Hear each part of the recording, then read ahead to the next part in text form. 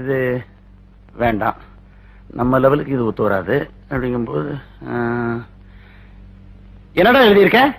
இனிய தென்றலே இரு கைகள் வீசிவா.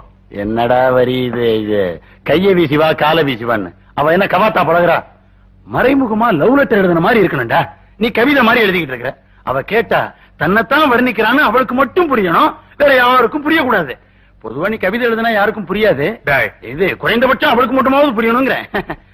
எங்கேயாவது ஒரு இடத்துல அவ பேரை சேர்த்து விடுறா. அவ பேரை ஸ்ட்ரெயிட்டா சொல்லக்கூடாதுடா. ஸ்ட்ரெயிட்டா பேர் சொல்லக்கூடாதா? அவ பேரு சிந்து. இதை எழுதிக்க. சிந்து நதியின் இசை. இது பாரதியார் பாட்டுடா. ஓஹோ, அவர் நமக்கு முந்திட்டாரா? இப்படி வச்சுக்க. நான் ஒரு சிந்து. என்ன தலையை கவுந்துட்டான்? இது சினிமா பாட்டு.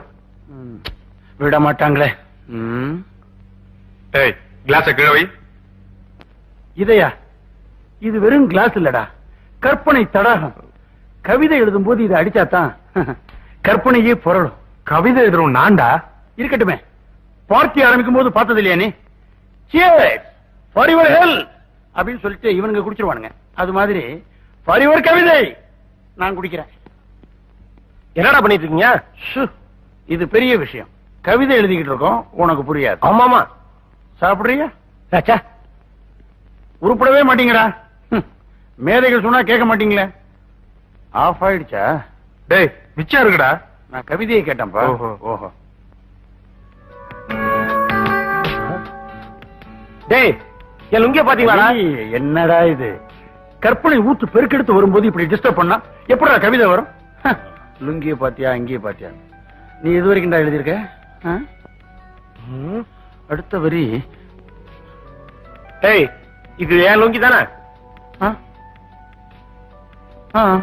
ஆமா. இப்ப என்னன்ற? டேய் நான் குளிக்கிற லுங்கிய கூடுறா. குளிக்கிறதுக்கு தண்ணி தான் வேணும், லுங்கி தேவையில்லை. நீ என்ன இப்ப நீ குடுக்க போறியா இல்லையாடா? இந்த மாதிரி ஆதாம் என்ன லுங்கியோட அலைஞ்சா? அது நீ அடுத்த வரைக்கும் வா.